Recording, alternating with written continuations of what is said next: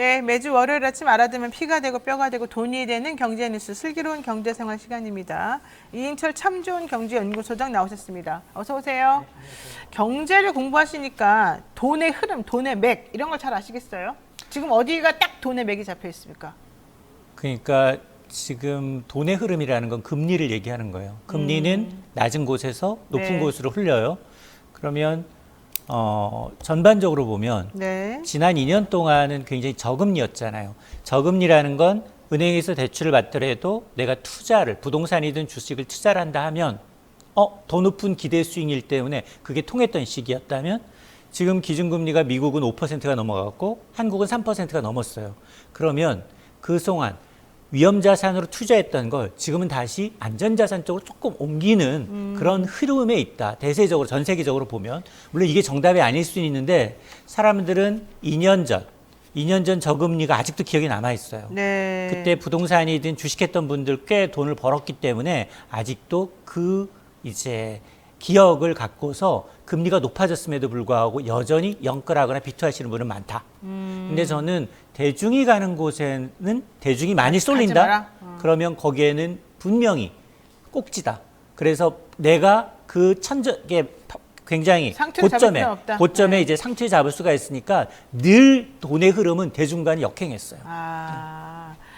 이게 되게 중요한 정보네요. 부동산이 폭망할 때 오히려 부동산으로 돈 벌 기회가 많다. 이게 돈 많은 사람들이 항상 하는 말이거든요. 맞아요. 근데 지금 우리 이 소장님 말씀도 사람들이 많이 가는 것은 이미 레드오션이다. 그건 상투다. 그런 거 자꾸 눈 돌리면 안 되고 오히려 흐름을 이제 조금 보면서 아래쪽 올라가기 전에 이제 봤어야 된다는 건데 그게 제일 어렵잖아요. 근데 그게 어려운데 네. 제가 누누이 말씀드리지만. 네. 저희는 그러니까 이제 경제라는 사람으로 제가 20년 넘게 경제를 했어요. 정권도 수없이 많이 바뀌었고요. 그렇죠. 그때마다 일단 어떤 정치색이 있어서 저보고 진보냐 뭐 보수냐를 물어보는데 저는 중립이다. 네. 대신에 현 정부가 못하고 있는 건 전 과감하게 신랄하게 비판하고 그리고 경제 전문가라면 비판 플러스 거기다 대안을 제시해 줘야 돼요. 그래서 그래야지만이 정확한 길을 갈 수 있거든요. 네. 그래서 아마 우리가 정말로 학구열이 높은데 대학교까지도 돈 버는 법에 대해서 잘 안 가르쳐줘요. 맞아요. 부자들 아까 뭐 몇백억씩 먹었다 그랬잖아요. 네. 그런 분들의 이제 이 재산 증식 과정을 좀 보게 되면 물론 주식하셔서 했던 분들 정치인들 중에 꽤 있어요. 네. 근데 제가 20년간 이렇게 봤더니 주식으로 돈 버는 사람들은 별로 없고요. 대부분 부동산 자산으로 굉장히 불을 많이 뿌렸어요. 맞아요. 그러니까 아니면 이제 이 불을 증여나 이제 상속을 받으신 분들이 되게 많거든요. 근데 김행 여가부 장관 후보자는 남편하고 둘이 주식이 게다가 뭐 신우이 명의로도 원래 주식이 많았다는데 위키트리가 그렇게 비싼 데입니까? 그렇게 주식이 140억이 넘을 정도로 그렇게 대단해요, 거기가? 저는 일단은 뭐 이 정치인들 가운데는 주식 투자에서 국회 자료를 보게 되면 주식 투자에서 개인 투자자가 1억 원 이상의 수익을 낸 경우는 1, 2%가 채 안 돼요. 그러니까 그런 부분에 해당하시는 분들이기 때문에 저는 뭐 그 주식에 대해서는 한다 그러면 저는 간접 투자를 권해요. 간접 투자를 왜 권하느냐? 제가 실질적으로 얘기할게요. 네. 저는 펀드 투자를 해요. 매달 들어가고 있어요. 그러면서 저는 이제 앞으로 보면 중국보다는 인도나 뭐 베트남 같은 거 좋지 않을까? 실제로 포트폴리오 중에 인도, 베트남, 뭐 필리핀, 아시아를 넣어놨더니 인도 거는 벌써 한 2배, 올해만 2배 넘게 올랐어요. 그래요. 네. 그러니까 이런 식으로 이제 돈 뺄 게 아니라 펀드라는 건 간접적으로 이렇게 넣는 거잖아요. 그러니까 그런 식으로 하면 괜찮고, 근데 중국도 좋을 거라 봤어요, 저는. 아니, 이렇게 빨리 꺾을지 모르고. 근데 중국은 마이너스예요. 중국은 마이너스인데 사실 인도가 더 많이 플러스 나니까 전체적으로 플러스인 건데, 그렇게 이제 돈의 흐름을 봐가면서 하는 게 좋지. 네. 그냥 아까처럼 질문하시기를 삼성전자 지금 팔아야 되냐라고 직접적으로 물어보셨는데 저는 아마 우리나라에서 10년 이내 삼성을 대체할 만한 기업이 나올까는 의문이에요.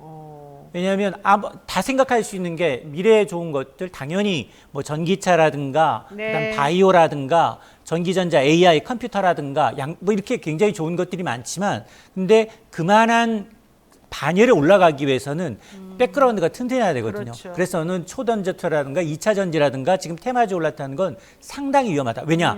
대부분이 다 거기에 다 10명 중에 9명이 거기다 빚내고 투자하고 있으니까 꼭지 잡을 확률이 상당히 높다고 봐요. 맞습니다. 결과적으로는 뭐 한 기업이 잘 돼서 주가가 막 오른다는 거는 그 기업만의 뭐 역량이나 능력만 가지고는 안 되는 거고 주변 국제적인 여건이나 이런 게 전부 다 같이 연결이 돼야 되는 건데 예컨대 트럼프가 내가 당선되고 나면은 다 정리할 거다 이 저금리 파월 글쎄 뭐 이런 얘기도 하고 뭐 무능이 문제지 뭐 나이가 문제냐 뭐 이런 얘기도 하고 여러 가지 하는 걸 보면 앞으로 또 트럼프가 또 당선될 가능성도 있어서 좀 또 살펴봐야 될 것 같습니다. 자, 이제 그냥 쓸데없는 얘기 한번 앞에 해봤고요. 자, 이번에 감사원이 사실은 이제 문재인 정부가 정책 실패를 감추기 위해서 부동산 가격 그리고 소득 분배, 고용에 관한 통계를 아주 그냥 적시적소에 바꿔가면서 조작해왔다 이렇게 지금 얘기를 했어요. 문재인 정부가 무슨 소리냐 내가 있을 때 정말 최고의 고용률을 자랑했는데 이러면서 말했는데 감사원은 죄송합니다 잘못했습니다 우리가 정권의 입맛에 맞게 통계 조작을 해왔습니다 이런 얘기를 지금 하고 있다는 말입니다. 그래서 문정부 청와대 정책실장 등 22명을 검찰이 지금 수사를 하고 있습니다. 감사원이 뭐 아직 결정 나기도 전에 내가 잘못했습니다 먼저 지금 꼬리를 내리고 있는 상황이거든요. 이거 진짜로 이거 맞아요? 이렇게 잘못한 게? 일단 저희가 이제 뭐 감사원의 발표가 진위 여부는 수사 결과에 따라 달라질 수 있고요. 일단 이게 통계라는 걸 갖고 네. 그리고 경제를 갖고 정치가 망가뜨리는 행위예요. 전 세계가 우리나라를 주목하고 있는데 우리나라의 통계 시스템과 행정 시스템은 세계적으로 인정받아서 수출합니다. 네, 통계 시스템 이 진짜 잘 정부는 이 못 사는 나라가 수입해 가요. 우리가 가서 셋업을 해줘요. 그런데도 불구하고 이 통계 조작이라는 건 후진국, 경제 위기국 이런 데서 통계 마사지라고 해요. 그러니까 그 국민을 너무 무시하는 거잖아요. 솔직히 맞습니다. 말해서. 이게 통계 조작은 국민의 눈과 귀를 가리는 행위예요. 그러니까요. 왜냐? 통계라는 걸 밑바탕으로 해서 이게 지금 우리 경제 현재 상황을 보여주기 때문에 정확한 진단이 나와야 처방이 나가는 거예요. 근데 그걸 가리고 있다는 얘기거든요. 그래서 이게 뭐 지금 뭐 감사원의 감사 조작이든지 야당이 주장하고 있는 네. 아니면 전 정부의 통계 조작인지 여부는 제가 판단하는 게 아니라 일단 이제 이 검찰의 수사가 의뢰가 됐기 때문에 낱낱이 파헤쳐야 될 건 맞아요. 그러나 굉장히 후진적인 이게 보복이 시작되지 않았나라는 생각이 저는 개인적으로 좀 드는데 보복이 시작됐다? 정권이 바뀔 네. 때마다 네. 늘 보면 전 정부의 어떤 업적이나 치적은 좀 이제 깔아뭉개고 자기 정부의 어떤 이걸 좀 치적하기 위해서 늘 어떤 수사를 한다거나 이제 감사를 한다거나 이전 정부가 잘못했기 때문에 내가 더 잘했다 이렇게 얘기하는 건 네. 이건 굉장히 시의적절하지도 않을 뿐더러 네. 시간이 지나면 드러나게 돼 있어요. 근데 가장 중요한 건 뭐냐? 문재인 정부 5년간이 가장 아킬레스건은 부동산이에요. 네, 부동산 부동산이죠. 때문에 정권이 네. 바뀌었어요. 네. 그리고 저는 그때 뭐라고 얘기했느냐? 초기부터 첫 번째 대책 나올 때부터 뭐를 얘기했냐? 저는 우서위아를 얘기를 들었어요. 저 외투 입은 나그네의 옷을 벗길 수 있는 건 바람이 아니야. 햇빛이라고. 규제의 일변도로 가면 투기 때문이다. 갭 투자 때문에 집값이 오르고 오른다? 있다가 아니다가 그렇죠. 지금은 시중에 풍부한 유동성, 저금리 때문이기 때문에 저 유동성을 다른 데로 그렇죠. 대체할 수 있는 방법을 찾아야 된다. 네. 그랬는데 반대로 갔어요. 그렇죠. 거기다가 저는 가장 뼈아픈 실책이 뭐냐? 네. 김현미 전 국토부 장관이 최장수 장관이에요. 그러니까요. 그 빨리 경질하라고 그렇게 말했는데. 정치인을 부동산 대표로 갖다 놓고 거기를 우리나라의 최장수 장관으로 만들어놨어요. 그러니까 헛발질만 하잖아요. 네. 가서 처음에는 공급 부족이 아니라고 하더니 나중에는 말 맨날 바꾸고. 아파트가 빵이라면 밤새서라도 만들겠습니다. 6억 원짜리 아파트 없다고요? 우리 지역 구간 많아요. 그러니까. 이런 말을 한 거예요. 네. 그러니까 저는 그 당시에도 비판을 했고요. 근데 이 정부 와서는 또 아파트 값이 좀 잡혔어요. 그랬더니 우리가 잘해서 잘하란 게 아니라고 제가 누누이 얘기했어요. 그럼요. 네. 고금리가 불과 1년 반 사이에 0에서 0.5에서 3.5% 고금리가 잡은 거지 현 정부에 잘한 게 아니다. 네. 그러면서 나는 똑같이 어떻게 해야 되느냐. 마찬가지로 전 정부가 지금 부동산 이번 달에 대책 또 나옵니다. 네. 공급 로드맵 발표했는데 보니까 또 잘못됐어. 정말 공급이라는 건 중장기적이고 그때 발표하면 250만 원 하면 절반 정도만 하면 잘한 겁니다. 라고 내가 누누이 모든 정부가 대부분 다 그랬기 때문에. 그러니까 정말로 이제 만에 하나 네. 지금 감사원의 통계를 보게 되면 이 지난 정부 기간 동안에 물론 집값뿐만이 아니에요. 소득, 고용 통계 조작을 통해서 소득 주도 성장의 실정을 가리기 위해서 인위적으로 청와대 위주로 청와대의 지시하에 국토부 그리고 한국감정원을 네. 움직였다는 겁니다. 특히나 부동산의 경우에는 최소 한국부동산원은 국토부 산하 기관이고 매주 주간 데이터를 내놓는데 지난 정부가 27번에 걸친 부동산 대책을 내놨는데 그러면 평균 2달에 한 번 꼴이에요. 그런데 주간마다 데이터가 나오는데 너무 이 데이터가 바로바로 효과가 나오면 좋은데 계속 올라갈 때는 그걸 암암리에 압박을 했다는 겁니다. 특히 국토부 정책과장이 부동산원 원장을 불러다가 난 협력 안 하면 지금 조직과 예산을 날려버리겠다. 어머나. 이런 얘기까지 했다는 거예요. 그건 범죄인데요. 범죄입니다. 이건 네, 범죄예요. 네. 그러니까 이게 지금 감사원이 발표했던 것들이 물론 뭐 어느 정도 정황이 있는지 저는 모르지만. 들여다볼 수 없습니다. 네. 그러니까 저한테 이거 맞았냐 틀렸냐를 얘기하면 저는 대답할 수가 없어요. 예, 어쨌든 지금 보도는 그렇게 나왔고 저도 계속해서 지금 부동산 정책은 문재인 정부 때 가장 큰 실패작이다. 김현미 무능력했다. 이 얘기를 계속 해왔습니다. 왜냐하면 부동산 가진 사람을 범죄자로 만들고 죄인처럼 취급하고 가지고 있지도 못하게 하고 팔지도 못하게 하고 사지도 못하게 하고 아주 세계를 다 꽁꽁 묶어놓는 그런 무식한 정책을 썼기 때문에 세금만 잔뜩 올려놓고 사람들이 그러니까 아주 전전긍긍하고 힘들어했는데 결국 그게 이제 여기까지 여파가 오는 거죠. 근데 그 부분에 대해서는 많은 사람들이 진보든 뭐 보수든 상관없이 많은 사람들이 그러면 안 된다고 말해줬는데도 이상하게 그 부분에 대해서 먹히지가 않더라고요. 그래서 아마도 그것에 대한 잘못이 있었던 것 같은데 문제는 그렇다고 치더라도 정부가 소득주도 성장 효과를 부각시키려고 소득 분배 지표도 조작했다 그러고 고용 지표 조작도 했다 그러고 그러니까 문재인 대통령이 발끈했어요. 무슨 소리냐 이렇게 말했어요.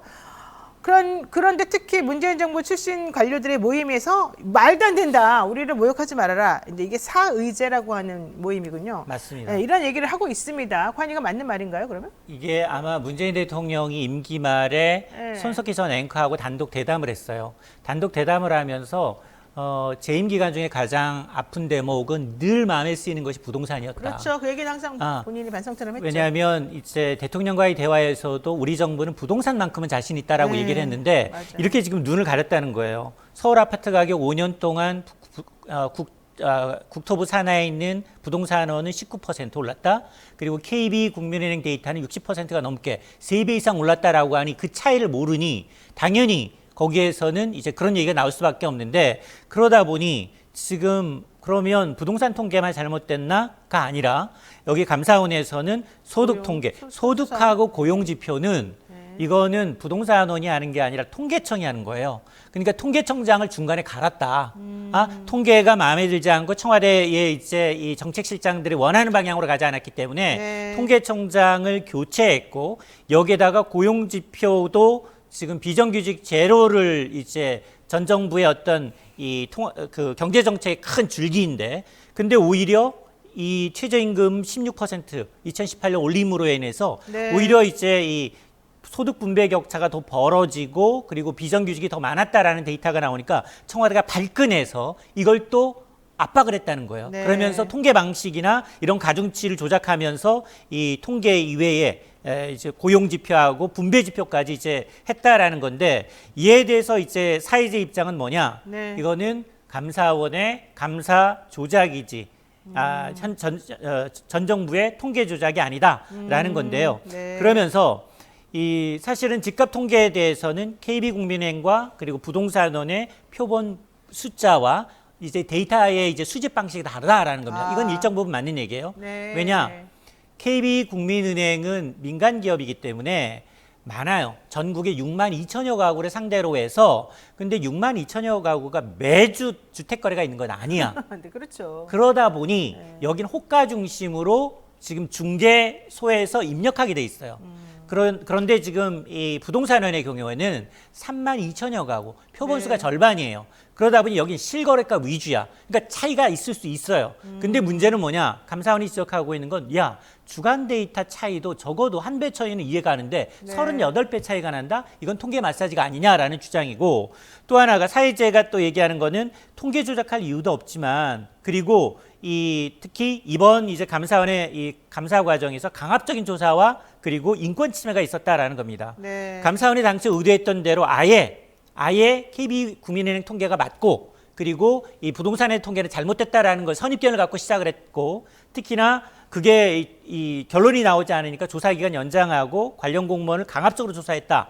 그래서 아마 이제 협조하지 않으면 검찰로 넘기겠다라는 압박까지 했다라고 이제 얘기를 하고 있는데, 네. 이것 역시 감사원의 감사 방법 역시 잘못된 거죠. 맞습니다. 이 네. 조사해봐야지 알 수 있는 대목입니다.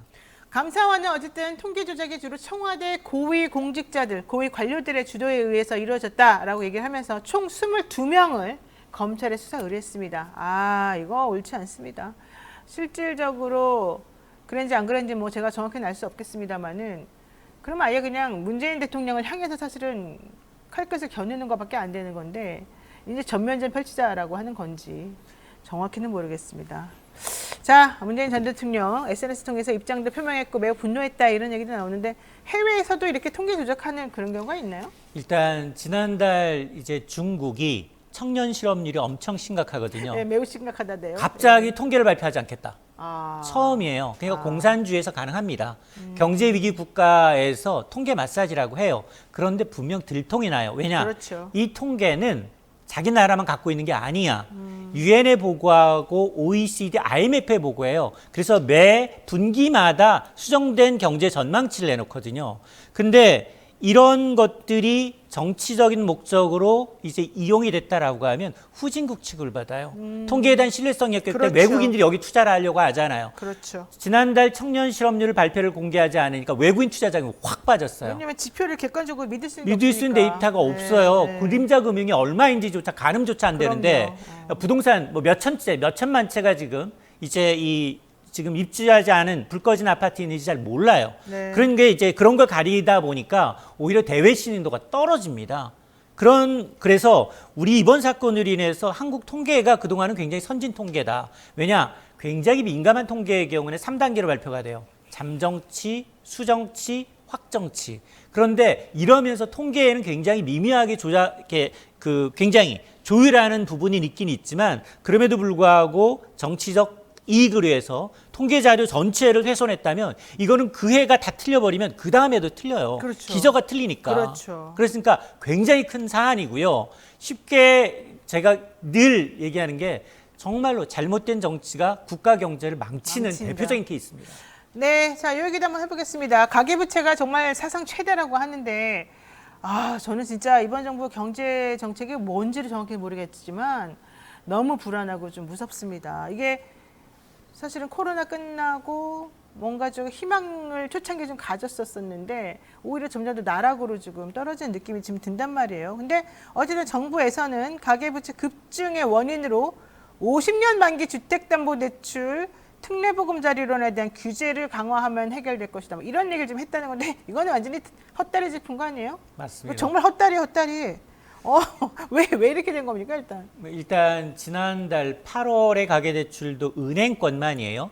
은행권만 한 달 만에 7조 가까이, 6조 9천억 원. 네, 6조 9천억 원 늘었어요. 네. 5개월 연속 사상 최대를 갈아치우고 있고, 이게 비은행권을 합치게 되면 뭐 우리나라 국가 경제 규모를 뛰어넘습니다. 근데 6.9조라는 것도 한 3년 6개월 만에 가장 컸고요. 4월에 2조 늘더니 3조, 4조, 5조, 6조, 7조까지 간 거예요. 네. 특히 주택담보대출 영끌족의 귀환입니다. 왜냐? 현 정부의 공급 로드맵을 봤더니 너무 공급이 줄고 착공 건수가 줄고 인허가 건수가 줄다 보니 2, 3년 후 내가 입주할 때쯤 현재 집값이 더 낮은 수준이다라고 지금 생각을 하고 있는 거예요. 자, 그러다 보니까 지금 50년 만기 주택담보대출은 장단점이 있어요. 일단 대출 한도가 늘어나고요. 오래 빌렸기 때문에. 그리고 매달 내야 하는 이자가 줄어드는 효과가 있습니까? 당연히 이쪽으로 쏠리죠. 그런데 은행들은 이런 기회, 이게 사실 주택금융공사부터 시작을 했거든요. 근데 은행들이 이런 기회를 모든 사람한테 똑같이 젊은 사람이 아니라 40, 50대가 주택담보대출 50년짜리 쓰는 게 지금 57%. 아니 그러니까요. 막 60 넘은 분들한테 60 넘은 분이 13%. 네, 50년짜리를 해주더라니까요. 맞습니다. 20, 30대 비중은 30%가 채 안 돼요. 네. 여기다가 집 있는 사람이 더 많이 이용해. 그러니까요. 그러니까 은행이 밑에 이제 이 정책금융공사 금융당국이 판을 깔아주니까 은행들은 이걸 이자 장사하느라고 오히려 대상이 아닌데 비대상으로 간 거예요. 그러다 보니까 이걸 막겠다라는 겁니다. 언제는 지역 규제 풀고 대출 규제 풀고 세금 규제 풀고 네. 재건축 규제 다 풀다가 네, 갑자기 갑자기 또 대출 딱 규제를 막겠다라고 한 게 바로 50년 만기 주담대. 어떻게 할 거냐? 연령 제한하지 않았어요. 왜냐? 야, 40, 50대는 왜? 또 40, 50대만 편가르게 할 거야? 왜냐? 34세 이하거든요. 주택금융공사의 가이드라인은. 두 가지예요. 50년 만기 주택담보대출을 받을 수 있는 사람은 만 34세 이하, 결혼한 지 7년 이내의 신혼부부. 이 두 가지 요건에 해당한 사람만 해주고 있어요. 그러니까 일반 은행도 알아서 따라해라라는 겁니다. 다만 50세 이상 하게 되면 상대적으로 역차별한다라는 거 얘기할까 봐 나이를 기준하진 않았어요. 근데 또 하나가 이제 특례보금자리론이에요. 네. 특례보금자리론은 소득이 없어도 지금 뭐 6억 원 이하, 9억 원 이하의 주택의 경우는 최장 50년까지 대출해줘요. 대출해주죠. 네. 만기, 이거는 고정금리예요. 고정금리 연 4%대야. 그러다 보니 이게 또 쏠림 현상이 나타났어요. 전체 올해 남아있는 재원, 올해 총 재원이 여기 한 39조 6천억 원인데 벌써 이미 90%가 다 나갔어요. 벌써요? 네, 그러자 이게 일반형이 있고 우대형이 있는데 일반형은 못 해준다. 일반형은 뭐냐? 아하, 부부 합산 연소득이 1억 원 넘어? 이건 대상에서 제외. 27일부터 안 돼요. 네. 그리고 또 이제 갈아타는 수요가 있을 수 있잖아요. 기존 주택을 3년 이내 처분한다는 조건으로 이 상품 이용이 가능했는데 앞으로는 이용하지 못하게 하겠다. 그리고 주택 가격도 9억 원을 6억 원 이상, 9억 원을 초과하는 경우에는 9억 원 이하의 경우에는 대출 안 해주겠다라고 했기 때문에 아마 26일까지는 쏠림 현상이 나타날 수 있지만 어쨌든 정부는 대출 규제를 일단 해서 일단 가계부채를 잡겠다라는 시그널을 준 겁니다. 아유, 근데 뭐 이게 지금 또 그냥 눈앞에 있는 거 그냥 잠깐 한번 좀 틀어먹어가지고 뭔가 좀 해보겠다 이런 취지로 저는 읽혀서 이게 근본적인 대책이 될 수도 없겠거니와 이렇게 하는 게 기존에 본인이 또 했던 이 정책의 기조하고도 안 맞아서 이게 나는 효과가 있을지 솔직히 좀 의문스럽고요. 많은 국민들이 어느 정도 체감할 수 있을지도 솔직히 좀 잘 모르겠습니다. 아, 경제 얘기는 아무리 해도 소용이 없는 것 같아요. 자, 지금까지 참 좋은 경제연구소 이인철 소장과 함께했습니다. 고맙습니다.